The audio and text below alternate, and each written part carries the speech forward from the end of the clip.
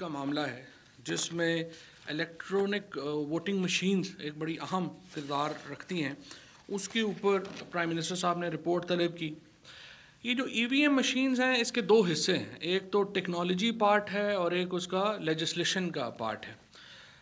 Technology part مکمل طور کے اوپر جو ہے وہ تیار ہے، اس میں جو ministry of science and technology ہے ان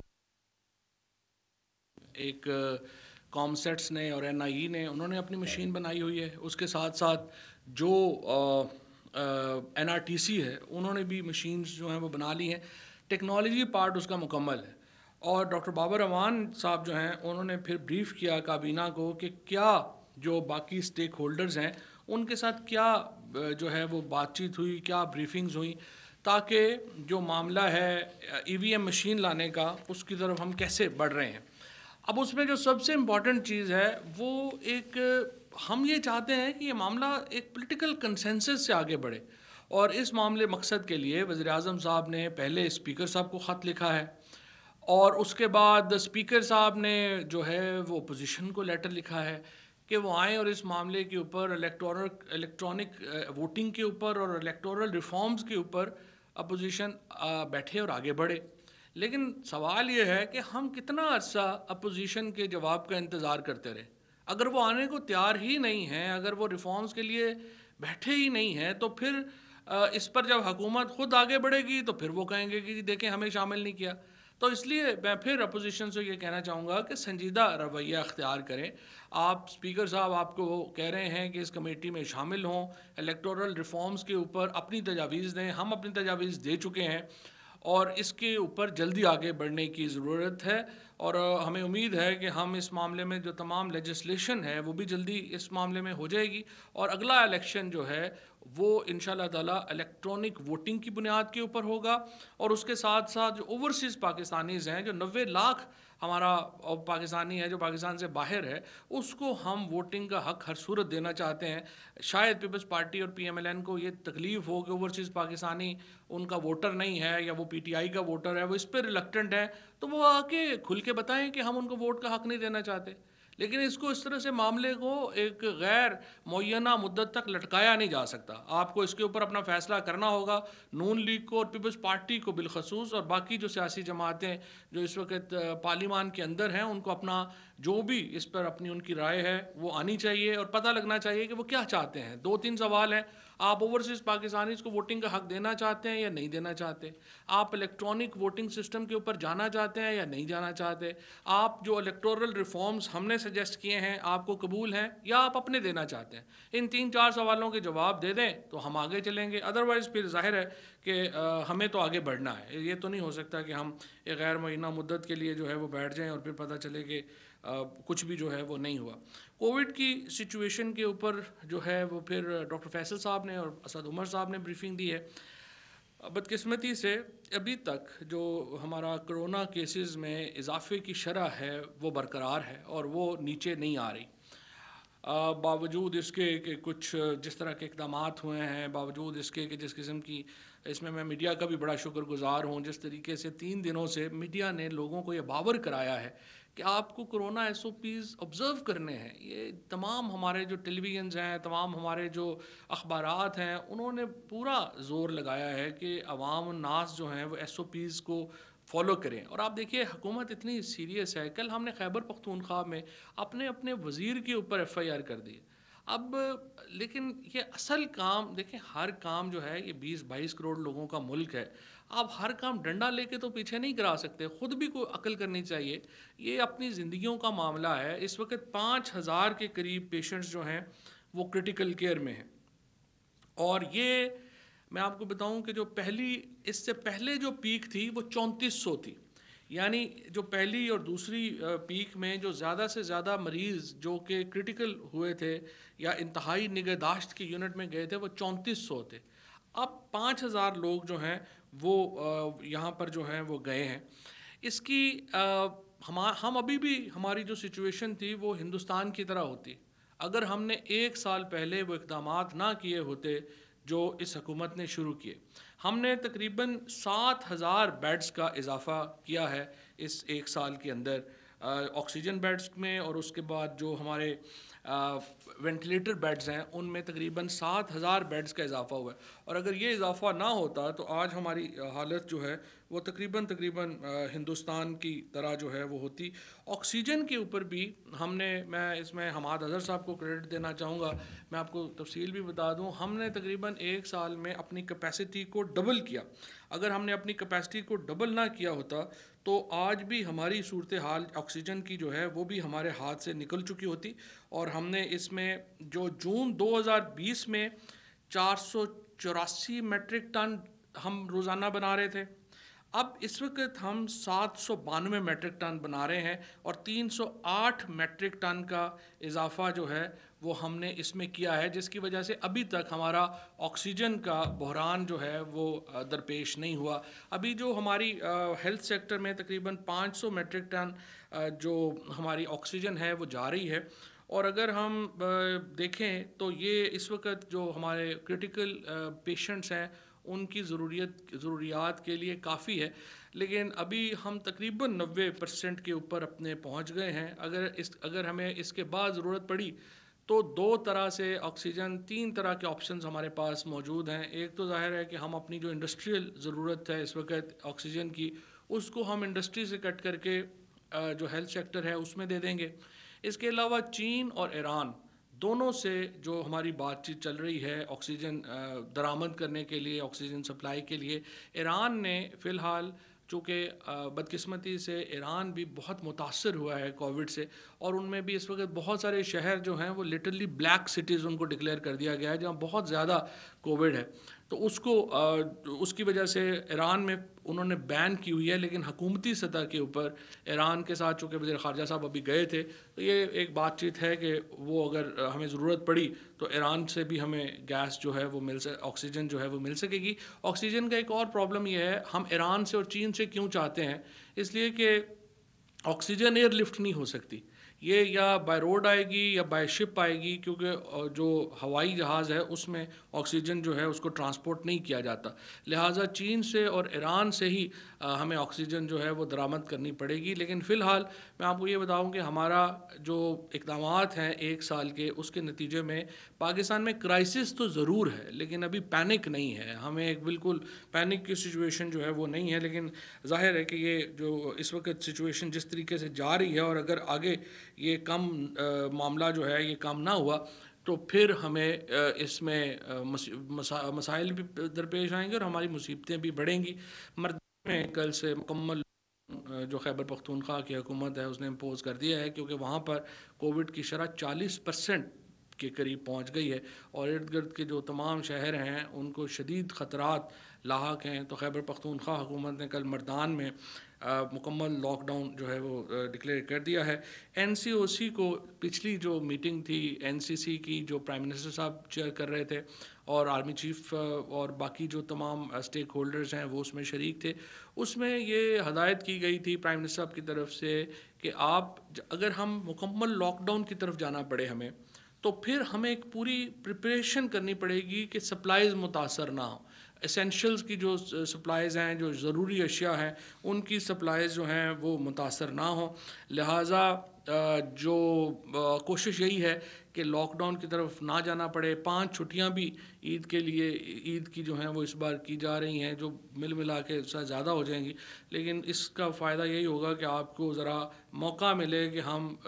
ایک تو جو 77% کے قریب جو کووڈ ہے وہ اربن فنومینا ہے، رورل فنومینا نہیں ہے، تو اس سے یہ ہوگا کہ لوگ گاؤں میں جائیں تو شاید اس سے جو معاملات ہیں وہ کچھ کم ہوں اور اس سے چیزیں جو ہیں وہ بہتر ہوں۔ ویکسینز کے اوپر بھی ڈاکٹر فیصل جو ہیں انہوں نے ڈیٹیل بریفنگ جو ہے وہ دی ہے۔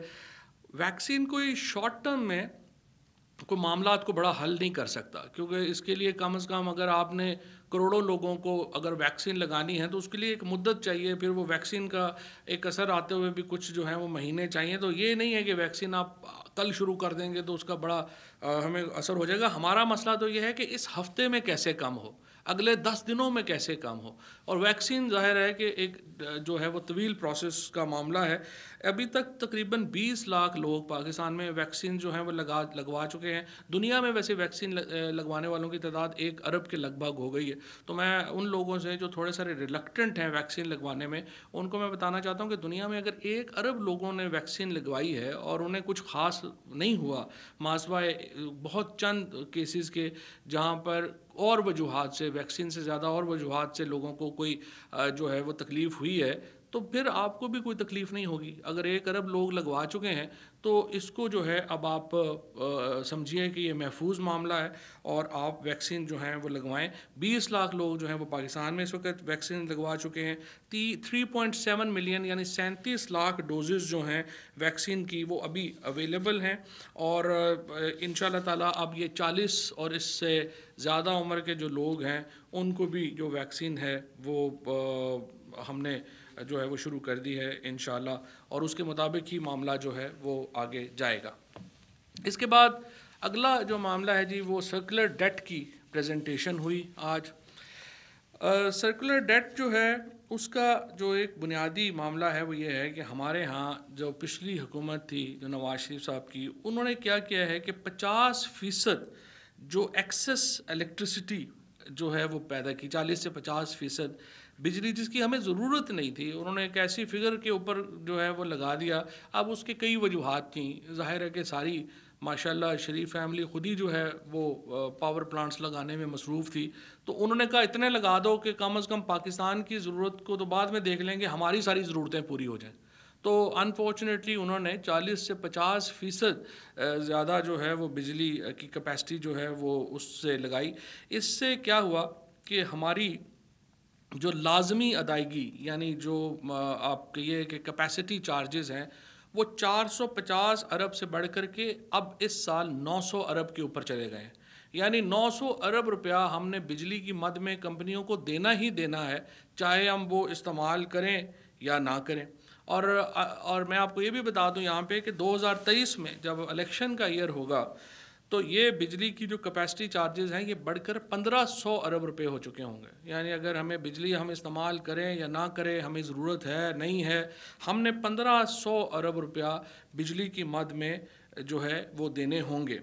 اس کی وجہ سے جو بجلی کے نرخ ہیں جو 11 روپے 75 پیسے تھے اس سے بڑھ کر اب تک جو ہے وہ 16 روپے 44 پیسے جو ہے وہ یہ 40% اضافہ. اصولی طور کے اوپر دیکھیے 11 روپے 75 پیسے سے بڑھ کر کے ہمیں تقریباً یہ بجلی جو ہے وہ 22-23 روپے میں جو ہے وہ پڑتی ہے. اگر آپ کیپیسٹی چارجز دیکھیں جو ڈبل ہو گئے تو بجلی کی قیمت میں آپ کو 22-23 روپے اضافہ کرنا تھا, لیکن 22-23 روپے آپ اگر اضافہ کر دیں گے تو آپ کی تو ساری انڈسٹری بیٹھ جائے گی.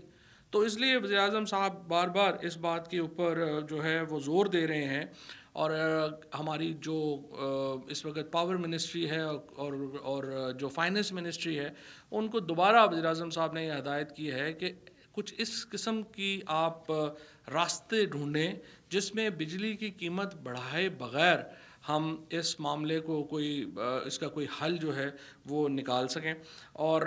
جس طرح مثال کے طور کے اوپر جو ان ایفیشینٹ پلانٹس ہیں ابھی تک گورنمنٹ کے, جو گورنمنٹ اونڈ پلانٹ تھے 3500 میگا واٹ کے, وہ ہم نے تقریباً 50% جو ہیں وہ سپٹمبر 2022 کو جو ہے, ایک تو پہلے جو ہے وہ بند ہو چکے ہیں, اب جو باقی ریمیننگ ہے وہ سپٹمبر 2022 تک جو ہیں وہ بند کر دیے جائیں گے. اسی طرح سے پرائیویٹ سیکٹر کی 11 آئی پی پیز ہیں جن میں 3300 میگا واٹ جو ہے ابھی ان کا, لیکن وہ بہت مہنگا بنتا ہے, اور 60 ارب روپے ہم ان 11 آئی پی پیز کو دے رہے ہیں. اب ان سے بات چیت یہ چل رہی ہے کہ 11 آئی پی پیز جو ہے وہ حکومت خرید لے اور اس کے بعد ان کو جو ہے وہ بند کر دیا جائے تاکہ 60 ارب روپے جو ہے وہ ہمیں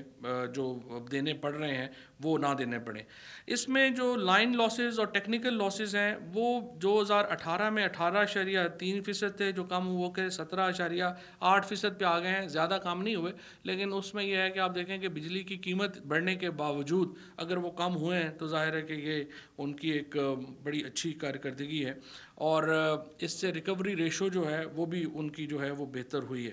اب جو پرائم منسٹر صاحب کا اگلا جو ڈائریکشن ہے وہ یہ ہے کہ جو پاور منسٹری اور فائننس منسٹری آپس میں مل کے بیٹھیں گے اور وہ اس کو دیکھیں گے کہ کس طریقے سے وہ اس کو جو ہے وہ آگے لے کر کے چلتے ہیں. اسی طریقے سے جو پی آئی اے کا ایک معاملہ ہے، پی آئی اے کا جو لاس تھا وہ 57 ارب روپے سالانہ سے کم ہو کر کے آپریشنل لاس جو ہے وہ 1 ارب روپے کے اوپر آ گیا ہے، جو ظاہر ہے کہ ایک بڑی کامیابی ہے موجودہ مینجمنٹ کی. لیکن اصل پرابلم جو ہے وہ پی آئی اے کا وہ لون ہے جو دوبارہ تقریباً 460 ارب روپے کا اوور آل خسارہ ہے پی آئی اے کو. اور اس وقت بھی جو ریشو ہے پی آئی اے کی جو اس وقت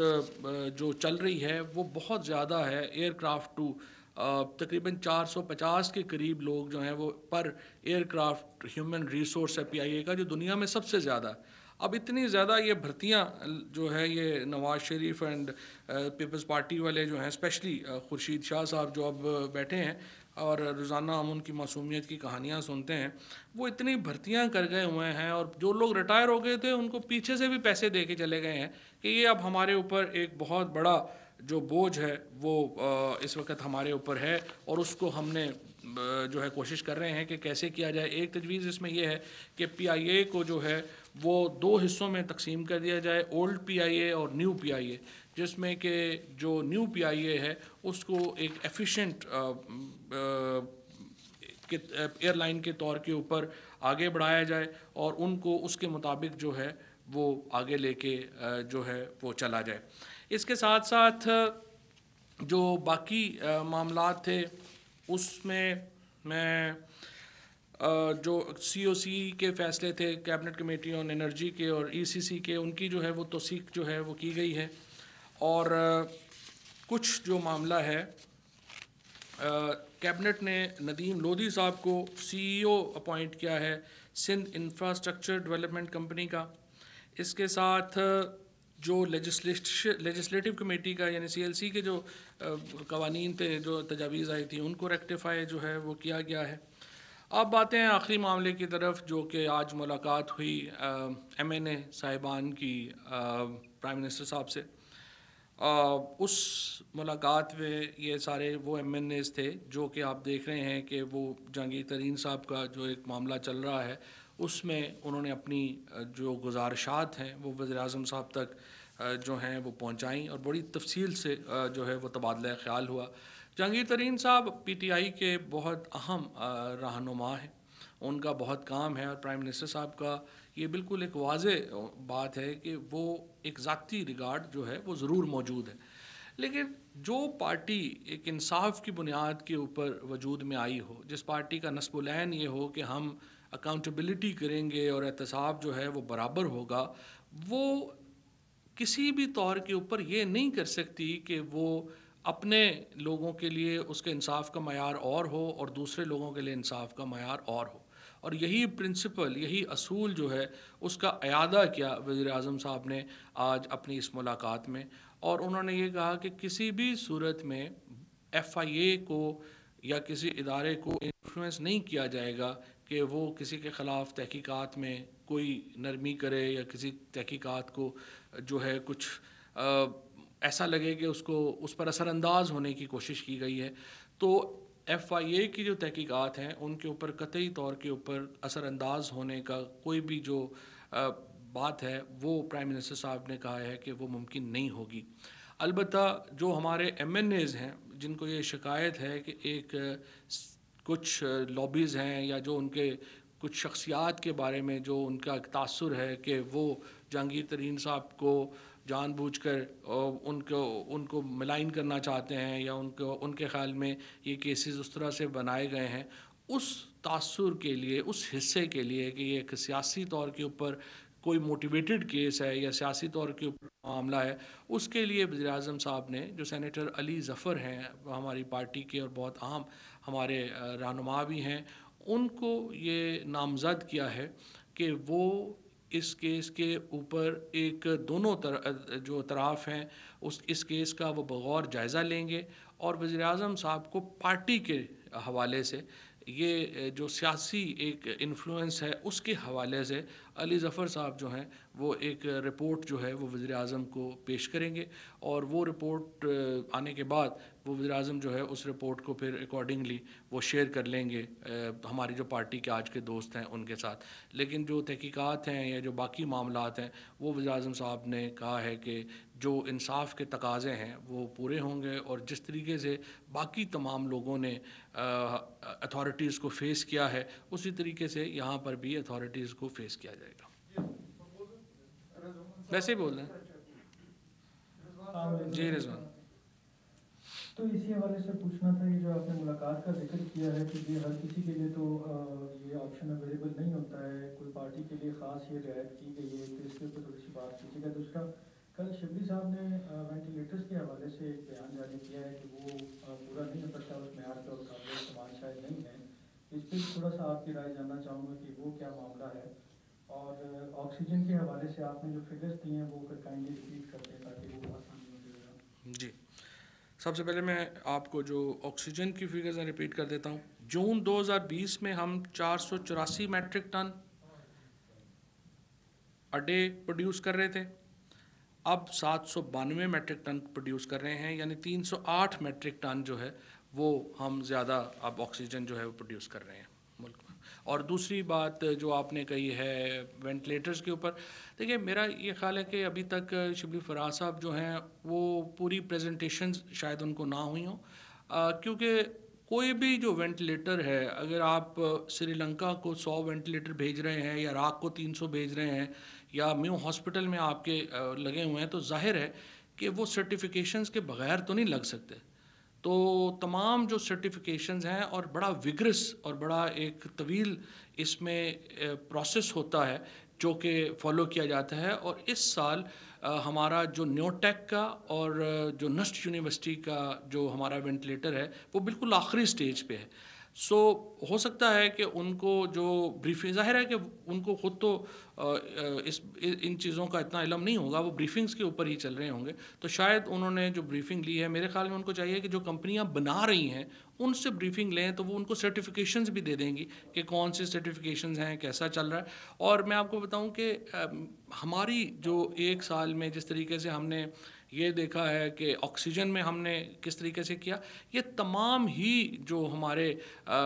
کووڈ سے مٹیریل سے متعلق معاملات ہیں تمام میں ہی یہ ہوا ہے. اگر ہم ایک سال پہلے کی پوزیشن پہ ہوتے تو ہم بہت بڑے کرائسس میں ہوتے. تو اللہ کا شکر ہے کہ ابھی تک ہم یہ تمام مقابلہ کر رہے ہیں، تو اس کو تو ہمیں اپنے انجینئرز کو، اپنے سائنٹسٹ کو، اپنے لوگوں کو اپریشیٹ کرنا چاہیے اور اپنی پرائیویٹ سیکٹر کو اپریشیٹ کرنا چاہیے کہ انہوں نے کتنا زبردست کام کیا. جی جی جی فواز یہ بتائیں، آپ نے ابھی کہا کہ جہانگیر ترین گروپ کی جو ملاقات ہے پرائم منسٹر سے ہوئی ہے، ایک تو یہ بتائیں کہ کیا اس ملاقات کے بعد جہانگیر ترین گروپ جو ہے وہ کیا کو فارورڈ بلاک بنانے کے امکانات ختم ہو گئے ہیں؟ اور دوسرا یہ کہ کیا جہانگیر ترین اور پرائم منسٹر کی بارہ ملاقات بھی آن بورڈ ہے یا نہیں؟ اور تیسرا یہ ہے کہ مسلم لیگ نون والے اکثر یہ کہہ رہے ہیں کہ پی ٹی آئی کی حکومت جہانگیر ترین کی جیب میں ہے، جب وہ چاہے پنجاب کی اور وفاق کی حکومت گرا سکتے ہیں. کیا واقعہ وہ اس پوزیشن میں ہے کہ آپ کی حکومت کو گرانے کی صلاحیت رکھتے ہیں، ووٹ آف نو کانفیڈنس یا دیگر گروپوں میں کوئی پرابلم کریٹ کر سکتے ہیں؟ کوئی پرابلم اس لیے کریٹ نہیں کریں گے کہ وہ تو خود پارٹی کا حصہ ہے، اور جو تمام لوگ ہیں وہ پارٹی کا حصہ ہے. ہمارا اگر کسی کا کوئی نقطہ نظر ہے تو یہ تو نہیں کہہ سکتے کہ وہ نقطہ نظر بیان کرنے کی وجہ سے پارٹی میں نہیں ہے. سو ہمارا جو عمران خان کا نقطہ نظر ہے وہ بڑا واضح ہے. وہ یہ ہے کہ اگر آپ پہ الزام لگے گا آپ اس کا سامنا کریں گے، اور اگر ان کا نقطہ نظر یہ ہے کہ نہیں یہ جو الزام لگے ہیں اس کے پیچھے سیاسی محرکات ہیں تو اس کی تحقیق ہونی چاہیے. تو ان دونوں کو سامنے رکھ کر کے آگے چل رہے ہیں. کوئی پارٹی کے اندر آپ کا یہ جو پی ٹی آئی کے لوگ ہیں یہ ہمارے پی ٹی آئی کے لوگ ہیں، یہ پی ایم ایل این کے یا پیپلز پارٹی کے لوگ تو نہیں ہیں، نہ ہی ادھر جائیں گے، یہ پی ٹی آئی کا حصہ رہیں گے. ابھی ملاقات نہیں ہو رہی، بعد میں ہو جائے تو بتائیں. ڈاکٹر صاحب یہ بتائیے گا کہ آپ نے کہا کہ ہم اپوزیشن کا مستقل بیٹھ کر تو انتظار نہیں کر سکتے، لیکن کیا حکومت اس پوزیشن میں ہے کہ وہ خود یک طرفہ طور پر الیکٹرانک ووٹنگ اور جو بیرون ملک پاکستانیوں کو ووٹنگ کا رائٹ دینا اس حوالے سے اکیلی قانون سازی کریں؟ جی بالکل اس پوزیشن میں ہے، کیونکہ ہمارے پاس سینٹ میں اکثریت نہیں تھی، اب تو سینٹ میں بھی ہمارے پاس اکثریت. جیسا کہ بتائیے گا کہ یہ اطلاعات یہ بھی ہیں کہ جہانگیر ترین گروپ نے جوڈیشل کمیشن بنانے کی درخواست کی ہے، تو اس حوالے سے بھی بتائیے گا. اور ساتھ ہی ساتھ یہ بتائیے پاکی کابینہ نے آج اسلحہ لائسنس کی منظوری دی ہے کہ تمام کابینہ کے لیے یا صرف مخصوص شہباز گل صاحب کے لیے؟ اس کے ساتھ ساتھ اگر جو صحافیوں کو بھی تھریٹ ہے کہ آپ شاہ عالم اور اگر حامد میر صاحب یا دیگر صحافی جن کی جان کو خطرہ وہ اسلحہ لائسنس مانگیں گے تو کابینہ اجازت دے گی؟ اچھا، پہلی بات تو یہ ہے کہ جو اسلحہ لائسنس ہے وہ بالکل صرف شہباز گل صاحب کی اپلیکیشن تھی، اور تو کسی کی اپلیکیشن نہیں تھی، تو باقی جنہوں نے لینی ہے وہ اپلیکیشن دے دیں. دوسری بات یہ ہے کہ اب ہم پالیسی لے کے آ رہے ہیں جس میں کابینہ کی منظوری کے بجائے انٹیریئر منسٹری یہ جو ہے وہ لائسنسز دے سکے. تو جب انٹیریئر منسٹری لائسنسز دے سکے گی تو یہ آسان ہو جائے گا، اور جس کو بھی میرٹ کے اوپر یہ بنتا ہے اس کے اوپر جو ہے وہ ان کو جو ہے وہ لائسنسز دے دیے جائیں گے. دوسرا سوال آپ کا تھا جی بالکل، جوڈیشل کمیشن ان کا تھا کہ ریٹائرڈ جج کے اوپر جو ہے وہ کمیشن بنایا جائے. تو وہ پی ایم صاحب نے اس لیے نہیں بات کی مانی کہ وہ جو فی الحال وہ لگے گا کہ ایف آئی اے کے اوپر کوئی بیٹھ گیا ہے. تو یہ ایک آپ سمجھیے کہ پولیٹیکل سائڈ کے اوپر علی ظفر صاحب کو اسی لیے نامینیٹ کیا گیا. Thank you sir. Thank you.